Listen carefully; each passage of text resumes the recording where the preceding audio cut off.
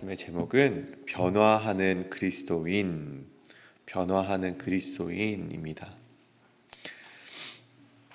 우리가 예수 그리스도를 만나 회심을 하였다 하더라도 그 사람에게는요, 변화의 시간, 이 훈련의 시간이 반드시 필요합니다.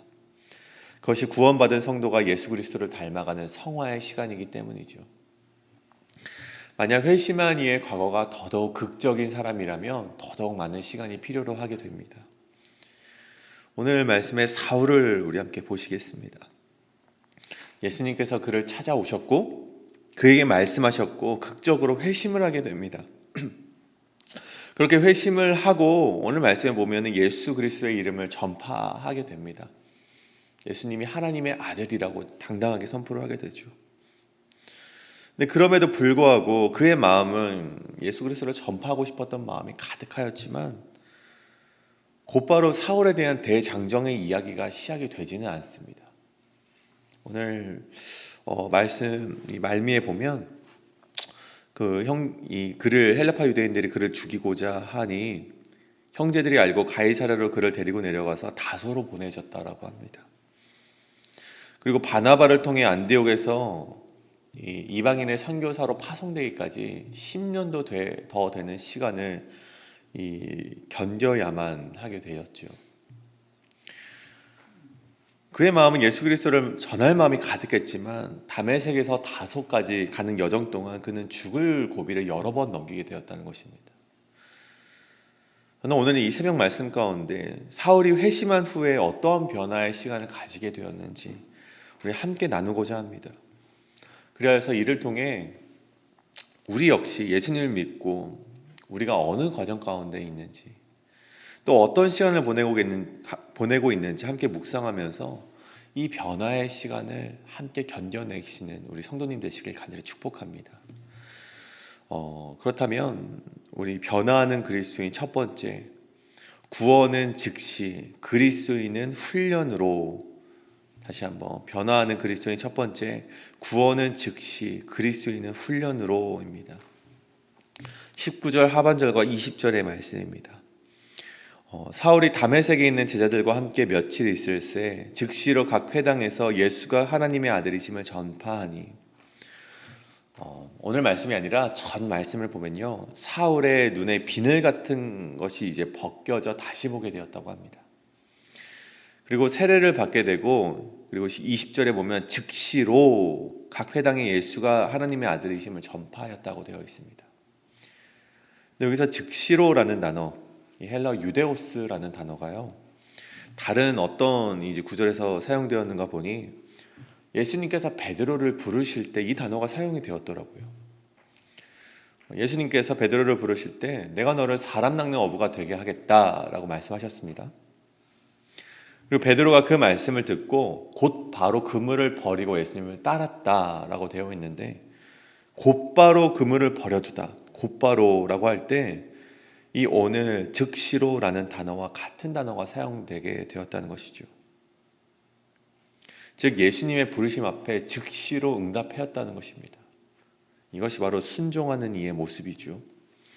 즉시로 사울이 무엇을 하였습니까? 예수가 하나님의 아들이심을 전파하였다고 합니다.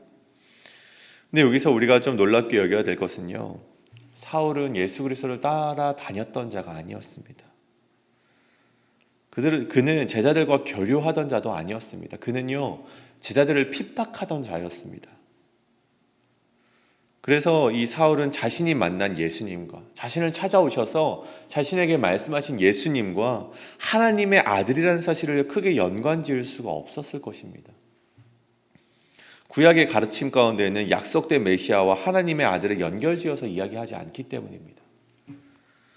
그렇다면 그가 예수 그리스도가 하나님의 아들이심을 어떻게 알게 되었는가? 19절에 보면요, 제자들과 함께 있으면서 그는 자신이 만난 예수 그리스도에 대해서 제자들에게 말을 하였을 거고, 제자들은요, 사울에게 예수님께서 이 땅에 오셔서 하셨던 말씀들을 가르쳐 주었을 것입니다. 그렇게 제자들과 함께 며칠을 있으면서 하나님 예수 그리스도가 하나님의 아들이시구나, 이런 말씀을 전해 듣고서 그 진리를 아마 이 가운데 깨달았을 것이라는 사실이죠. 여러분, 구원은요 하나님의 전적인 은혜로 받는 것이기 때문에 단번에 일어날 수 있습니다. 단번에 그 변화는 일어날 수 있습니다. 하지만 그 구원 이후에 우리가 어떻게 살아가야 하는가, 우리의 구원의 목적이 무엇인가는요, 예수님께서 제자들에게 끊임없이 가르쳐 주셨듯이 사울도 말씀을 통해서 배워야만 했고 훈련받아야만 했다는 것입니다. 사울이 누구입니까? 오늘 말씀에서 특별한 체험으로 예수님을 만난 자이기도 했지만 그는 이미 가말리엘이란 스승으로부터 구약에 대해서 넓은 지식을 가지고 있었던 엘리트 집단에 있었던 사울이었습니다. 근데 그럼에도 불구하고 그는 자신을 가리켜서 고린도전서 15장에 뭐라고 이야기를 합니까? 자신을 설명하게 만삭되지 못하여 난 자라고 고백을 합니다. 이 고백이 무슨 의미입니까? 예수님의 말씀 가운데 충분히 거하지 못한 채 나아진 아이라는 뜻입니다. 보통 우리를 이 만삭되지 못한 난 자를 뭐라고 부릅니까? 미숙아라고 부릅니다. 미숙아는요 곧바로 나와서 그냥 다른 아이들처럼 그냥 어머니의 젖을 먹고 살아가는 아이가 아닙니다.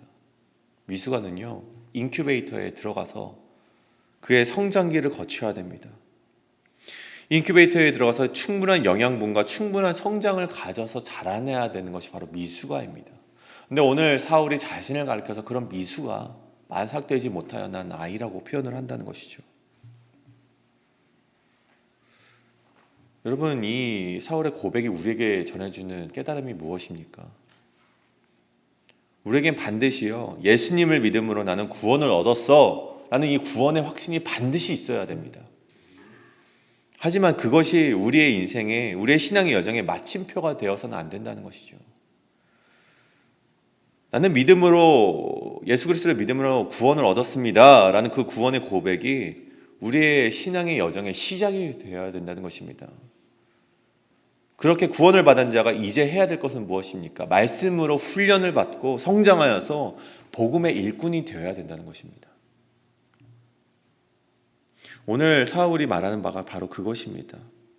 자신이 예수님을 믿긴 하였지만, 하나님의 전적인 은혜로 내가 예수 그리스도를 믿긴 하였지만 나는 아직 말씀 가운데 거하지 못했다. 아직 충분한 말씀 안에 거하여 난 자가 아니다라고 고백하는 것입니다. 이 말씀이 우리에게 주는 깨달음은 우리가 구원의 확신이 있다면, 우리 안에 하나님을 향한 믿음이 분명하다면 이제는 말씀으로 훈련을 받아야 된다는 것입니다. 사랑하는 여러분, 구원 받으셨습니까? 그렇다면 이제 말씀으로 훈련 받으셔서 진정한 예수 그리스도의 제자로, 진정한 복음의 증인으로 살아가시길 간절히 축복합니다.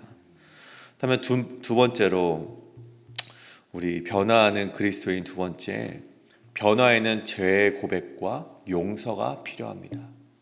변화에는 죄의 고백과 용서가 필요합니다. 오늘 말씀의 그 여정을 조금 더 분명하게, 조금 더 정확하게 기술해 놓은 말씀이 있습니다. 바로 이 갈라디아서 1장 17절의 말씀인데요. 이 사울이 아라비아라는 곳에 갔다가, 이 다메섹에서 아라비아라는 곳으로 갔다가 다시 다메섹으로 돌아오게 됩니다. 오늘 사도행전에는 그 말씀이 좀 생략이 되었는데, 갈라디아서에서 사울이 그런 고백을 하죠. 사도행전에서는요 그 기간에 대해서도 정확하게 기록이 되어 있지 않습니다. 그래서 갈라디아에서 우리가 이를 유추해 보건대 한 3년 정도의 시간을 아라비아에서 머물고 다메섹으로 돌아왔다는 사실을 알게 되죠. 이 3년의 시간 동안 무엇을 합니까, 사울이? 성경에서는 기록되지 않았지만 아마도 우리가 예상해 보건대 말씀을 훈련받고 그의 뒤에 행보를 보건대 예수 그리스도를 향한 그의 믿음을 더욱 두텁게 하는 시간이 바로 아라비아에서의 시간임을 우리가 생각해 볼 수 있는 것입니다. 그렇게 아라비아에서의 3년의 시간을 보내고 다메섹으로 돌아왔는데, 그 후에 여러 날이 지남에 유대인들이 사울을 죽이고자 공모했다라는 표현이 있습니다. 우리는 이를 보면서 사울이 이제 그가 예수 그리스도의 사람이 되었구나라는 것을 우리가 생각해 볼 수 있을 것 같습니다. 왜냐하면 자신의 뿌리와 같은 유대인들이 자신을 죽이고자 한다는 것은 그만큼 예수를 그리스도라고 증언하고 다녔음을 반증하는 것이기 때문입니다. 그런데 문제는 무엇입니까? 자신을 죽이고자 하는 유대인의 이 협박과 위협이 문제가 아닙니다. 사울에게 있었던 문제는 무엇인가 하니 이 뒤의 말씀이죠. 이 공모를 피하기 위하여, 유대인의 공모를 피하기 위하여, 또 제자들을 만나기 위하여 사울이 예루살렘에 돌아왔을 때 그때 문제가 일어나게 됩니다. 26절의 말씀이죠. 사울이 예루살렘에 가서 제자들을 속이고자 하나 다 두려워하여 그가 제자됨을 믿지 아니하니, 이런 말씀이 있습니다.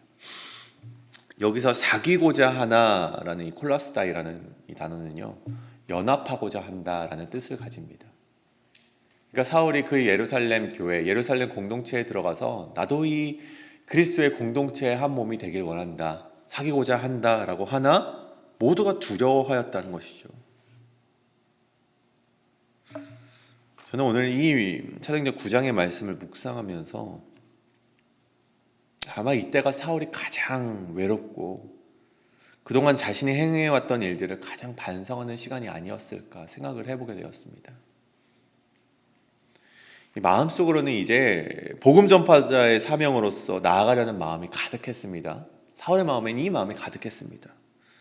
그 결과가 어떻게 됩니까? 유대인들에게는 공모를 받습니다. 유대인들에게 버림을 받게 됩니다. 그런데 더 나아가서 자신이 아군이라고 생각하는 이들에게서 그가 기피의 대상이 되었다는 것입니다. 이쪽에서도 버림을 받고 이쪽에서는 죽음을 이제 당하는 위험을 당하고 있고, 또 한쪽에서는 그래도 사랑을 받느냐? 그것도 아닙니다. 한쪽에서는 기피의 대상이 되었다는 것이죠. 이 순간 사울은요, 참 큰 외로움을 당했을 것 같아요. 근데 이 외로움은요, 사울에게 반드시 필요했던 시간이라는 것입니다. 이 외로움이 사울에게 있었긴 했지만 이것은 사울뿐만이 아니라 우리 그리스도인들에게도 반드시 있어야 되는 시간이라는 것이죠. 왜요? 자신이 알았던 몰랐던 과거에 저지른 죄로 말미암은 일이기 때문이었습니다. 성경에서는요, 이 점을 분명히 짚고 넘어감을 우리가 기억해야 합니다. 우리가 하나님께 용서받았다 하더라도 모든 것이 해결되는 것이 아니라는 것입니다. 사울은요, 자신 때문에 고통받았던 이들, 여전히 트라우마 속에 살아가는 이들에게 용서받아야만 했습니다. 그것이 바로 교회 공동체입니다. 여러분, 교회 공동체는요, 가해자와 피해자 모두를 아우르는 모두의 공동체가 되어야만 합니다. 만약 가해자만 하나님의 은혜로 감싸주는 것만 이야기한다면 그것은요, 가해자만을 위로하는 폭력의 공동체가 될 뿐입니다. 가해자의 죄가 하나님께 용서받았다면 가해자는요, 피해자를 향한 죄의 고백과 용서를 구하는 일이 반드시 있어야 된다는 것이죠. 그때 27절에서 바나바가 등장을 하게 됩니다. 바나바가요, 사울의 대변자의 역할을 하게 됩니다. 사도들과 사울 사이에서 중재를 해주며 사울의 그동안의 행보와 그 죄의 고백이 진심임을 알려주었다는 것이죠. 여러분, 이와 같은 일을 하시는 분이 누구이십니까? 바로 예수 그리스도이십니다. 디모데전서 2장 5절에 기록되길 하나님은 한 분이시요 또 하나님과 사람 사이의 중보자도 한 분이시니 곧 사람이신 그리스도 예수라. 하나님과 죄된 인간 사이에서 우리를 중보해 주시고 중재해 주시는 분이 바로 예수 그리스도라는 뜻이죠. 예수님께서 자신이 순환을 받을 때 하나님께 이렇게 기도를 올리십니다. 이에 예수께서 이르시되 아버지 저들을 사하여 주옵소서 자기들이 하는 것을 알지 못함이니이다. 예수님은 자신을 죽이는 자들의 죄를 용서해 달라고, 그 죽어가는 순간에도 자신이 하나님과 죄된 인간 사이의 중재자가 되기를 거부하지 않으셨다는 것입니다. 오늘 말씀으로 돌아와서 오늘 바나바를 통해서 역사하시는 예수 그리스도를 우리는 눈으로 보게 됩니다. 바나바를 통해 역사하시는 예수님께서 예루살렘의 공동체와 사울의 관계를 회복시키셨다는 것입니다. 그 결과 28절에서 사울의 제자들과 함께 있어 예루살렘에 출입하였다라고 기록이 되어 있고, 30절에 가서는 헬라파 유대인들이 사울을 죽이고자 하나 형제들이 알고 가이사랴로 데리고 내려가서 다소로 보내졌다고 합니다. 두려움과 트라우마였던 사울이 점점 예루살렘의 교회와 연합된 교회, 신뢰의 관계로 변화되는 것을 보여주게 됩니다. 심지어 그를요 형제라고 이렇게 불리는 일이 가능하게 되었다는 것입니다. 여러분, 다시 한번 말씀드립니다. 구원은요 하나님의 은혜로만 가능합니다. 그가 죄인이었을지라도 하나님의 주권으로 말미암아 주어질 수 있는 것이 바로 하나님의 구원입니다.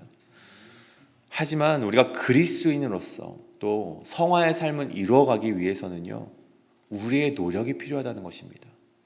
구원을 받았다면 이제는 그리스도인으로 살아가기 위해서 우리의 노력이 필요합니다. 오늘 사울은요 자신이 죽임당할 위험이 아주 가득한 예루살렘으로 걸어갔습니다. 스데반을 돌로 쳐 죽였던 유대인들이 그를 예의주시하고 있었고요. 스데반의 원수라고 생각하는 그리스도인 역시 그에게 분노하고 있었던 그 예루살렘으로 걸어갔다는 것입니다.